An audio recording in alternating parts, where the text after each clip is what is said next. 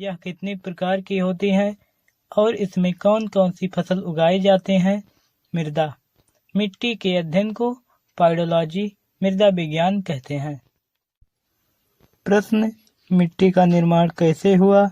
उत्तर, मिट्टी का निर्माण टूटी चट्टानों के छोटे महीन कणों, खनिज, जैविक पदार्थ, बैक्टीरिया आदि के मिश्रण से होता है। मिट्टी फसलों की पैदावार के लिए महत्वपूर्ण होती है। इसमें बहुत सारी वनस्पतियां और जंतु अस्थायी रूप से निवास करते हैं। प्रश्न, मिट्टी किसे कहते हैं? उत्तर, धरती की सबसे ऊपरी सतह की उथली परतों को मिट्टी कहते हैं। प्रश्न, मिट्टी कितने प्रकार के होते हैं? उत्तर, भारतीय कृषि अनुसंधान परिषद ने भारत की मिट्टियों को 8 भागों में बांटा है। जलोढ़ मिट्टी, काली मिट्टी, लाल मिट्टी, लेटराइट मिट्टी, मरुस्थलीय मिट्टी, क्षारीय मिट्टी, जैव मिट्टी, बनीय मिट्टी। जलोढ़ मिट्टी, यह मिट्टी भारत के लगभग 24% हिस्से पर पाई जाती है। यह भारत की सर्वाधिक महत्वपूर्ण मिट्टी है। यह मिट्टी नदियों द्वारा लाई गई मिट्टी है। इस मिट्टी में पोटास अधिक मात्रा में होती है।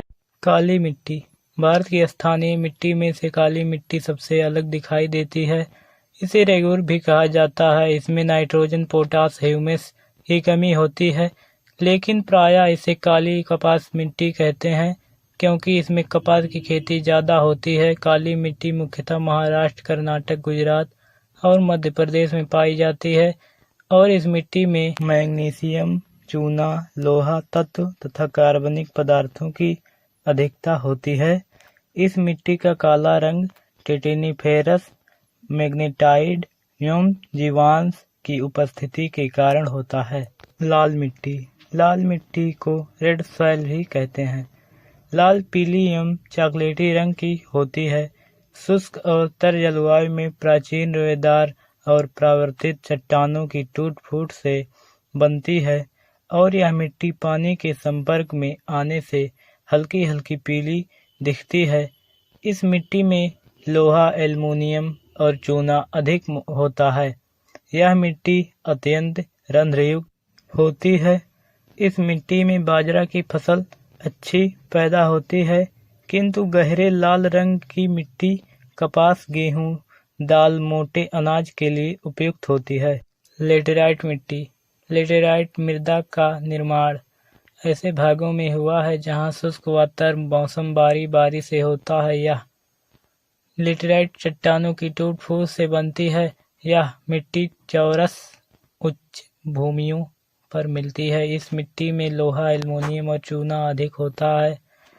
गहरी लेटेराइट मिट्टी में लोहा ऑक्साइड और पोटास की मात्रा अधिक होती है। लौह ऑक्साइड की उपस्थिति के कारण यह प्रायः सभी लेटेराइट मृदाएं जंग के कारण ही या लालपन लिए हुए होती हैं।